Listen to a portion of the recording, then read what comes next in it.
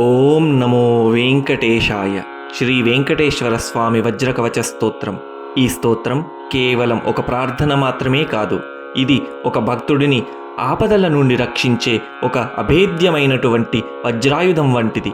మార్కండేయ మహర్షి ఉపదేశించినటువంటి ఈ దివ్య వజ్రకవచాన్ని భక్తితో ఎవరైతే పఠిస్తారో వారికి కలిగే ఫలితాలు అమోఘం, అనిర్వచనీయం. ఈ స్తోత్ర పారాయణం వలన శరీరానికి మనస్సుకు పట్టిన సకల రోగాలు పోయి సంపూర్ణ ఆరోగ్యం చేకూరుతుంది.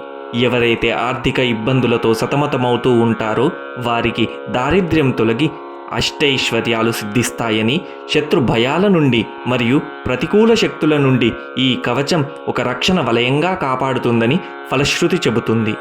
నారాయణం పరబ్రహ్మ సర్వకారణకారణం ప్రపద్యే వెంకటేశాఖ్యం తదేవ కవచం మమ. సహస్రశీర్షా పురుషో వెంకటేశः శిరోవతు. ప్రాణేశः ప్రాణనిలయः ప్రాణం రక్షతు మే హరిః. ఆకాశరాట్సుతానాథ ఆత్మానం మే సదావతు.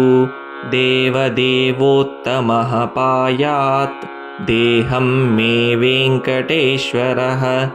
సర్వత్ర సర్వకాలేషు మంగాంబాజానిరీశ్వరः.